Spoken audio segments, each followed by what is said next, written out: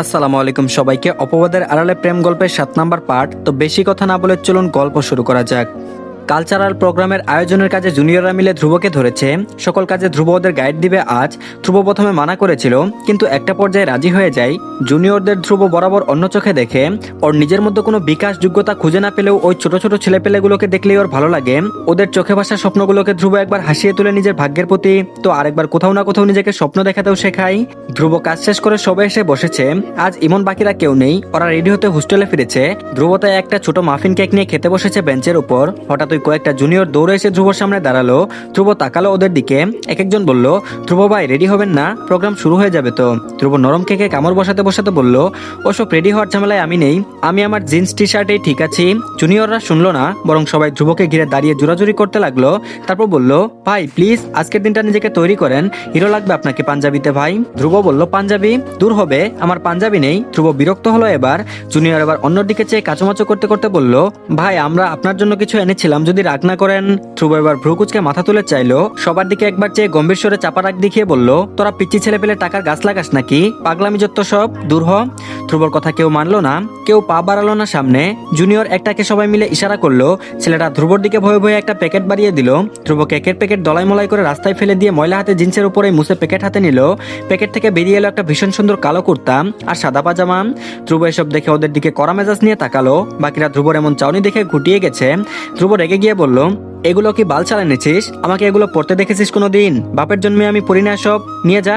ধ্রুব প্যাকেটের সবকিছু এলোমেলো করে আবার প্যাকেটে ঢুকিয়ে দিয়ে প্যাকেট বাড়িয়ে দিল জুনিয়র ছেলেটার দিকে। সবাই এড়িয়ে চলে যাবে বলে উঠে দাঁড়াতে গেলে সবাই জেদ করে প্যাকেট হাতে দাঁড়িয়ে রইল। অনুনয় করে বলল, নিয়ে নিন না ভাই, আমরা অনেক শখ করে এনেছি, আজ অন্তত একবার পড়েন। একটা ছেলে ধ্রুব সম্পর্কে তখনও তেমন কিছু জানে না। ও এবার পাকনামি করে সস্তা মস্করা করে বসলো ধ্রুবর সঙ্গে। টিপ্পনি কেটে বলল, ভাই পরে নিন এটা, ভাবিও আজকে আপনার উপরে ক্রাশ খাবে একদম পাক্কা। ছেলেটা কথাটা বলে ফিক করে হাসলো। ধ্রুব ভ্রু কুচকে ফেললো। বাকি জুনিয়রদের মাথায় তখন হাত পড়লো। হতাশ চোখে ভয় ভয় চোখে ধ্রুবকে দেখতে লাগলো ওরা। সবাই একে অন্যের মুখের দিকে তাকাতে লাগলো। ধ্রুব রেগে যাচ্ছে কিনা বোঝা যাচ্ছে না। ধ্রুব রেগে যাওয়ার আগে এখান থেকে কেটে পড়াই উত্তম। ওরা প্যাকেটটা কোনো রকমে বেঞ্চের উপর রেখে বুকার মতো হেসে বলল, মাফ করে দিয়েন ভাই, ও নতুন বুঝে নাই, সরি ভাই বলে দাঁত কেলিয়ে তারপরে এক ভোদর দেয়। ধ্রুব সেখানে দাঁড়িয়ে রইল। ওর ভেতরে এতক্ষণ হাসি এলো, ছেলেপেলেদের একটু ভয় দেখাতে ইচ্ছে হয়েছে বিদায় এমন জমের মতো মুখ বানিয়েছিল। ছেলেগুলো যেতেই ও কপালে দু আঙ্গুল চেপে হেসে উঠলো নিঃশব্দে। প্যাকেটে রাখা কুর্তা বের করে গায়ের সঙ্গে মেলাতে মেলাতে ঠুট বাঁকিয়ে বলল, সত্যি কি এসব ভদ্র সমাজের পোশাক পরলে তুমি আমার প্রেমে পড়বে অদিতি? হ্যাঁ, যত সব ছেলে মানসিকতা। আর এদিকে অদিতি শাড়ির কুচি সামলে তানিয়ার সঙ্গে এগোচ্ছিল। তানিয়া ওকে ইনস্ট্রাকশন দিচ্ছিল কিভাবে আজ সবার সামনে পারফর্ম করলে পুরো বিষয়টা সুন্দর দেখাবে। অদিতিও মন দিয়ে সেসব শুনছিল। গেট দিয়ে ঢোকার সময় দেখে প্রধান অতিথির গাড়ি এসে পৌঁছেছে ততক্ষণে। তানিয়া সেটা দেখে ওকে দ্রুত টেনে নিয়ে যেতে লাগলো সামনে। পারফর্মার আরেকটা জায়গায় সবাইকে একসাথে রাখা হয়েছে। এখানে সাহিত্যিক পারফরমেন্স হবে, তারপরে এই গানের পালা। অদিতি বসে বসে অপেক্ষা করছে। ওর চেয়ারে ঠেস দিয়ে রাখা ধ্রুবর গিটার ও আশেপাশে চোখ দিয়ে খুঁজছে ধ্রুবকে। আজ একবার এখন অব্দি ওই ছেলেকে দেখা গেল না কেন? সে কোথায় কে জানে। অদিতি আশপাশ ধ্রুবকে দেখতে না পেয়ে দুনামুনা করতে লাগলো। তানিয়াকে জিজ্ঞেস করলো, তানিয়া তাকে দেখেছিস? তানিয়া স্ক্রিপ্ট পড়ছে, ও ছোট গল্পে অভিনয় করবে আজ। অদিতির কথা শুনে স্ক্রিপ্ট পড়তে পড়তে মিটমিটিয়ে হেসে জবাব দিল, কাকে দেখার কথা বলছিস? আমি তো কখন থেকেই কাউকে দেখি না। অদিতি তানিয়ার এমন টিটকারি কথায় বিরক্ত হলো যেন। চাপা গলায় গিটারের দিকে ইশারা করে বলল, এই গিটারের মালিককে? আমাকে এটা ধরিয়ে দিয়ে নিজেই লাপাত্তাম। একটু পরে আমার পারফরমেন্স আসবে, তখন এটা যদি কেউ চুরি করে নিয়ে যায় তখন আবার আমাকেই ধরবে। তানিয়া সব শুনে স্ক্রিপ্টে মন দিয়ে দাঁত দিয়ে নখ খুঁড়তে খুঁড়তে জবাব দিল, ডোন্ট ওরি অদিতি, ধ্রুব ভাইয়ের গিটার তো কেউ চুরি করবে না, রিল্যাক্স। অদিতি শুনলো, তবুও নিশ্চিন্ত হতে পারছে না। হাফ ছেড়ে মুখ বেজার করে কিছুক্ষণ বসে রইলো। তারপর কি মনে করে আবার সোজা হয়ে উঠে দাঁড়ালো। গিটার হাতে এবার হেঁটে হেঁটে খুঁজতে লাগলো ধ্রুবকে। আশপাশে ওর চোখ দুটো খুঁজতে লাগলো ওই বখাটে গুন্ডা একঘুয়ে মানুষটাকে। হঠাৎ কেউ পেছন থেকে এই ধ্রুব বলে ডেকে ওঠে। অদিতি ডাকের উৎস অনুসারে সামনে তাকালো। ওটা কি ধ্রুব? ধ্রুব ইয়ামিন? অদিতির বুক ধপাস করে যেন লুটিয়ে পড়লো। গায়ের সমস্ত লোম দাঁড়িয়ে গেল সম্ভবত। ধ্রুব ইয়ামিন আজ কালো রঙের কুর্তা পরেছে। আজ অবাক করা ব্যাপার হিসেবে অত্যন্ত ডিসেন্ট ভঙ্গিতে ওর এলোমেলো চুল জেল দিয়ে সেট করা, কুর্তার হাতা ফুল করে রাখা, চার দরুন হাতের পুরুষালী লুম আর ভেন্স দেখা যাচ্ছে। কি সুন্দর লাগছে দেখতে সেগুলো। অদিতি চোখ বড় বড় করে ধ্রুবর দিকে চেয়ে রইল বেহায়া চূড়ান্ত নির্লজ্জের মতো। ধ্রুব আসছিল বলে নড়েচড়ে পা ফেলে এগোচ্ছিল। অদিতি পাশ দিয়ে যাওয়ার সময় ওর নাকে ধ্রুবর ম্যান পারফিউমের কড়া ঘ্রাণ ভেসে আসে। অদিতি মুহূর্তের মধ্যে মুহে পড়ে যায় যেন নিজের স্বভাবের বাইরে গিয়ে পেছনে ঘুরেও আবারও তাকিয়ে থাকে ধ্রুবর দিকে। ধ্রুব কথা বলছে, কথা বলার ফাঁকে হাত নাড়াচ্ছে নিজস্ব ভঙ্গিতে, মাঝে মধ্যে কপাল চুলকে নিঃশব্দে হাসছে। আশেপাশে যেতে যেতে অনেকেই সালাম দিচ্ছে তাকে, সে হাত উঁচু করে ওদের ইশারা করে দেখাচ্ছে। সবকিছুই অদিতির নজরে এলো। পুরোটা সময় অদ্ভুতভাবে নির্লজ্জের মতো চেয়ে রইল ধ্রুব ইয়ামিনীর দিকে। অদিতি ভুলেই গেল ওর পারফরমেন্স আছে, ওর সঙ্গে সঙ্গে ভুলেও গেল কেমন ফ্যামিলি থেকে এসেছে ও, কি ওর পরিচয়, জাতমান পরিচয় ভুলে কখন যে অদিতি হঠাৎ একদম আচমকা ওই বখাটে একগুঁয়ে ধ্রুবর প্রেমে আহত ক্ষতবিক্ষত হয়ে গেল সেটা নিজেও বুঝতে পারেনি। অদিতির ডাক আসবে আর দুজন পরেই তানিয়া দৌড়ে এলো ডাকতে ওকে। অদিতি তখনও সম্মোহনের নেই চেয়েছিল ধ্রুবর দিকে। তানিয়া এসে অদিতিকে ধাক্কা দিল। এবার এতক্ষণে ধ্যান ফিরল যেন ওর, চমকে তাকালো ও তানিয়ার দিকে। তানিয়া বিরক্ত হয়ে বলল, তোর পারফরমেন্সের সময় আর 10 মিনিট পরেই দৌড়ে যা সামনে। অদিতি লজ্জায় পড়ে গেল, এভাবে ও একটা বাইরের ছেলের দিকে চেয়েছিল এতটা সময়, ছি, ভাবতেই গায়ে কাটা দিল যেন। অদিতি মুখটা অপরাধ বোধে লুকিয়ে ফেললো, গিটার দেখিয়ে বলল, এটা দিয়ে আসি আমি, তুমি এখানেই অপেক্ষা করো প্লিজ। তানিয়া বলল, দ্রুত যা। অদিতি শাড়ির কুচে এক হাতে সামলে অপর হাতে গিটার নিয়ে এগিয়ে গেল ধ্রুবর দিকে। যতই ধ্রুবর দিকে এক পা এগোচ্ছে ওর বুকের ধুকপুকানি ততই বাড়ছে, যেন হৃৎপিণ্ড ফেটে বেরিয়ে আসবে এখনই। ওর মনের মধ্যে যেন ভয়াবহ ঝড় বইছে, যে কোনো মুহূর্তে ওই এখানেই এই অবস্থাতেই লুটিয়ে পড়বে। অদিতি নিজেকে সামলাতে পারছে না আজ, ধ্রুবকে যতবার দেখছে ও অন্যমনস্ক হয়ে যাচ্ছে শুধু। অদিতি তবুও নিজেকে শক্ত করে এগিয়ে গেল, ধ্রুবর পেছনে দাঁড়িয়ে ডাকলো, শুনুন। ধ্রুব কথা বলার মধ্যে ফিরে তাকালো, নীল শাড়ি পরা অদিতিকে আপমদস্তক দেখে ওর চোখ যেন হঠাৎ ছানা বড়া হয়ে গেল, বুকটা যেন ধক করে উঠল। ধ্রুব তবুও নিজেকে সামলে গলার স্বর স্বাভাবিক রেখে বলল, বলো। অদিতি গিটার বাড়িয়ে দিল। ধ্রুব সেটা দেখে গিটার নিতে নিতে বলল, ঠিক করে ফেলেছ। ধ্রুব যদি খেয়াল করতো দেখতো অদিতির হাতও কাঁপছিল। ধ্রুব সেটা লক্ষ্য করেনি তখনও। ও গিটার কাঁধে ঝুলিয়ে নিল, নিজের দিকে আর চোখে একবার চেয়ে তারপর আবার অদিতির দিকে তাকালো। অদিতি কি লক্ষ্য করেনি ওকে? ধ্রুব ইয়ামিন আজ কালো কুর্তা পরেছে। এতক্ষণে হাজারটা প্রশংসা শোনা শেষ ওর। সবাই বলছে ধ্রুবকে নাকি আজ মারাত্মক লাগছে, অথচ অদিতি ওকে খেয়ালই করেনি। হঠাৎ করে যেন ভীষণ আফসোস হলো ধ্রুবর। অদিতি দাঁড়িয়ে আছে দেখে ধ্রুব নিজের হীনমন্যতা লুকিয়ে নিচু স্বরে জিজ্ঞেস করলো, কিছু বলতে চাও অদিতি? অদিতি মাথা তুলে তাকালো, দুজনের চোখে চোখ পড়লো। আজ দুজনের মনে বেইমানি করছে বারবার, একে অপরকে দেখলেই অসভ্য হয়ে যাচ্ছে শুধু। শুরুতেই অদিতি বহু কষ্টে চোখ ফেরালো ধ্রুবর নেশালো চোখ দুটো থেকে, মাথা ঝাঁকিয়ে উত্তর দিল, কিছু বলার নেই, আমি আসি। অদিতি ছুটে পালিয়ে গেল সেখান থেকে। ধ্রুব আহাম্মক হয়ে চেয়ে রইল ওর যাওয়ার দিকে। একটা সময়ও নিজের দিকে চেয়ে বিড়বিড় করলো, ও কি আমাকে লক্ষ্যই করলো না? আয়োজনের সেই রাতে অত শত মানুষের সামনে বারবার অদিতির চোখ পড়ে যাচ্ছিল ধ্রুবর উপর। ধ্রুব হাঁটছে, ব্যস্ত ভীষণ আজ, বারবার ওকে অর্ডার দিচ্ছে। সবকিছু কেমন অধৈর্যের মতো দেখে যাচ্ছে অদিতি।